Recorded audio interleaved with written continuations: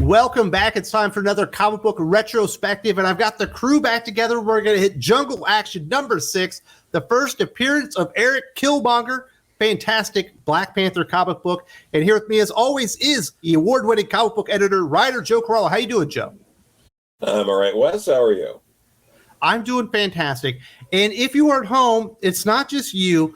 Joe is having a little bit of technical difficulties. His audio is great, but his video is freezing from time to time. So I know that's happening, but you'll just get some great freeze frame pictures of Joe's face in awkward moments, hopefully.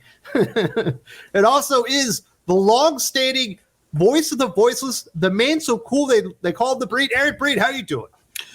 I'm doing well. Uh-oh, he's breaking up too? L. Hopefully that doesn't last too much longer. So this is a fantastic comic book. At this point in June of 1973, Black Panther is a relatively new character introduced in Fantastic Four. Here we get Don McGregor, Rich Buckler, writing this Jungle Action series, which is pretty much dedicated to Black Panther. Before that, it had been a short-lived series back in, I think, the 40s. It was brought back for Black Panther. Fantastic character. Did he just blow up right away? Did people realize that T'Challa was a great star right away, or did it take a little bit of time? Well, I'm not really sure because that was a little bit before my time, but they reintroduced him into the Avengers when Captain America was leaving the team. So he chose to, he had an adventure with T'Challa in the tail end of Tales of Suspense, contacted the Avengers and announced the Black Panther was going to be his replacement. So he was then in the Avengers from about issue 52 on through the late issues of the 80s, not 1980s, but issues 80s of the title, and then was in and out. And he had some crossovers with Daredevil also. So he was around. He had a pretty good presence, but again, this was the first time that it was a solo Panther series. The important thing here, Joe, is that we get the first appearance of Eric Killmonger, and in a lot of ways, a hero is only as good as his villains. And this is a fantastic debut of Eric Killmonger, a character that's still instrumental to Black Panther to this day. Obviously, it was a big deal in the movies. We got a recent Killmonger miniseries from Brian Edward Hill that was fantastic. So you need good, solid villains, and I think Don McGregor does a great job introducing Eric Killmonger and creating a good foil for T'Challa. Oh, absolutely. And Don McGregor, his name popped up very often in the letters columns of Marvel Comics throughout the 60s. He'd write in to books like Fantastic Four. He was part of that wave in the 70s of, the fans graduating to becoming, writers on the different books. Rich Buckler, he's an interesting artist. They've given like swiping accusations and stuff like that over the years. It was a different time. There was different ways to go about things, but he had also created Deathlock and a bunch of other characters, as well as an eagle-eye reader will notice Klaus Janson well over a decade before seminal works like the Dark Knight Returns, and a few solid years before his run on Daredevil here. So you get some early ink work from Klaus Janson. Absolutely. So let's get right into this fantastic adventure. It's only 13 pages, so it's a nice brisk read. And we open up Breen, and T'Challa has been away for quite some time. In fact, while he's been away from Wakanda, apparently out in the West, we've had some people moving in on some of the villages and whatnot, and he discovers this older gentleman. They call him a wizard. I don't think he's probably a wizard. Maybe he was something of that nature, but he's in a cage. There's two men that work for Killmonger that have him. And Black Panther kind of arrives and decides he's going to save him. And it's really interesting, the amount of guilt being laid on T'Challa in this for leaving his people behind. And essentially them end up suffering, the wrath of these guys that are out there attacking people. And this guy who didn't know his name, doesn't know his identity, but still believed in him that he was going to come back and save his people. The absence of power creates a vacuum, and then there's people that come in to fill it. So in his absence, basically like people carving out territories with Killmonger, as we find out, maybe a little more ambitious than the rest. And he rescues this guy, but too late. Yeah, and the guy said, well, other people may not believe, but I do. So yeah, he's just, like I said, just racked with guilt as he carries his body back to the village. Yes, because this older gentleman didn't make it. He brings him back to the village, and people are surprised to see the Black Panther return. Finally, the king is back. They didn't think he was going to return, a lot of people. And he really gets it from one of his kind of lieutenants, Wakabi, really, Joe. he lays it on thick and he lets him know you let everyone down and you put everyone in danger. And it's surprising hearing him talking to a king that way. And it definitely feels like T'Challa is of the same mind. He's like, why are you speaking to me like this? But it's quite apparent that W'Kabi is very unhappy with what happened and blames all the bad things directly on T'Challa and the Black Panther. Yeah, and people who've seen the movie will be familiar with the character of W'Kabi. He also, in the movie, plays that kind of he's hard on T'Challa for some of the decisions he makes. But both W'Kabi and Monica were introduced prior to this in Avengers issues, but now we're getting to see a bit more of them. You're really. I think this is a great introduction. If you maybe didn't read those Avengers issues, Don McGregor does a fantastic job of really setting up different relationships with different characters and really spelling it out. And I think some of the highlights of this book are that adversarial friendship that W'Kabi and T'Challa have.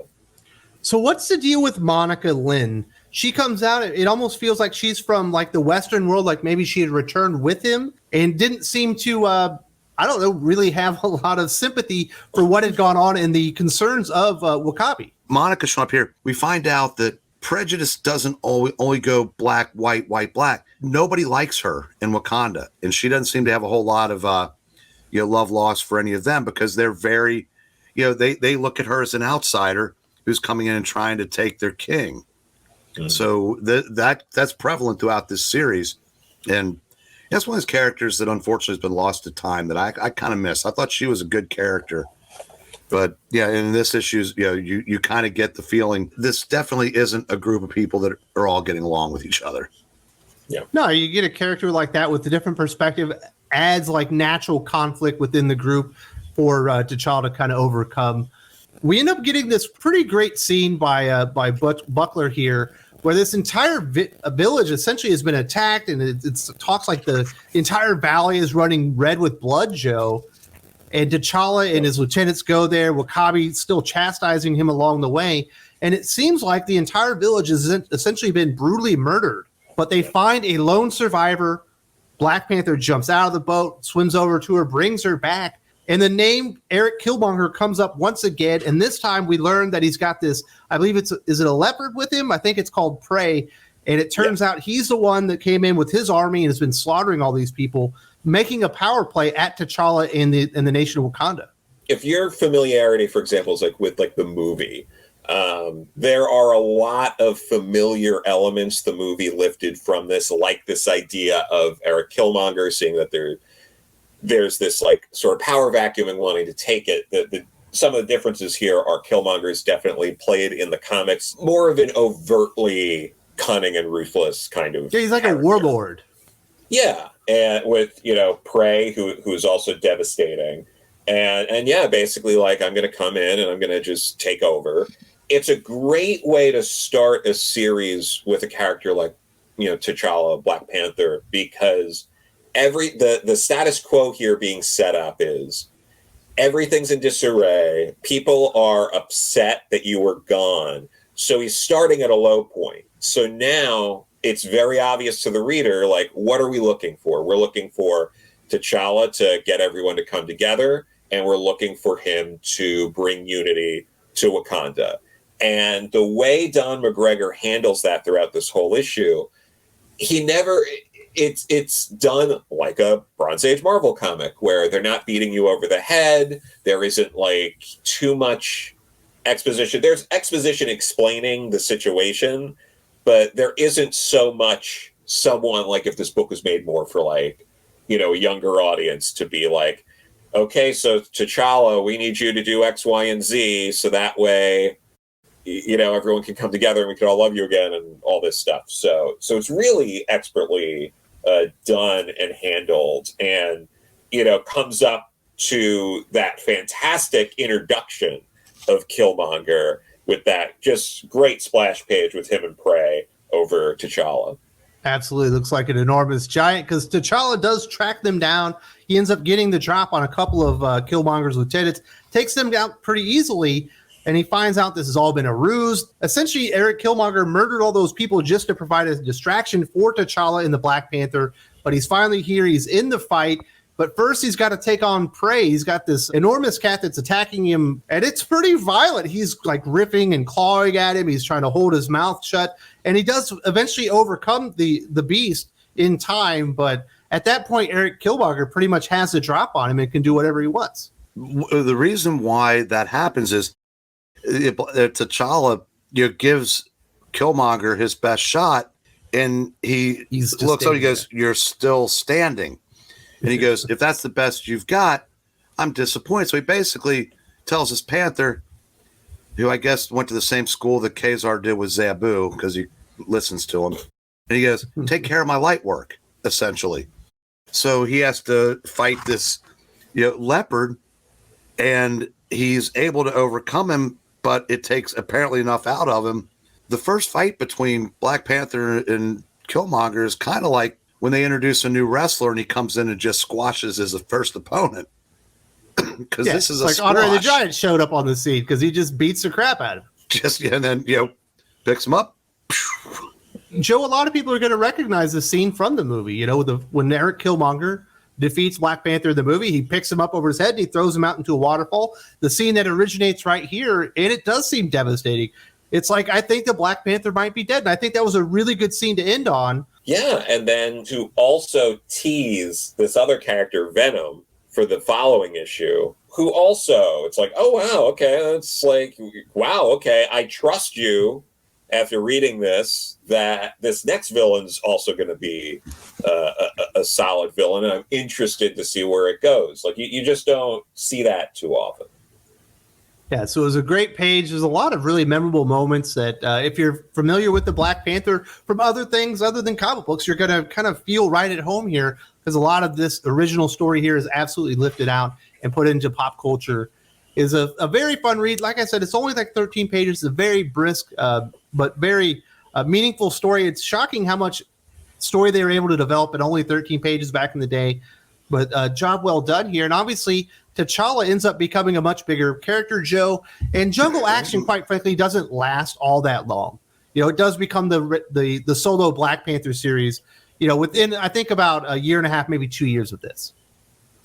Yeah, but one other thing that's great is it is probably easier to get your hands on this story and the surrounding stories than it has been in most times, because it's available in omnibus format. It's available in Epic Collection format. And Penguin put out 3 different classic Marvel collections: Captain America, Spider-Man, Black Panther. And you can get the trade paperback of this.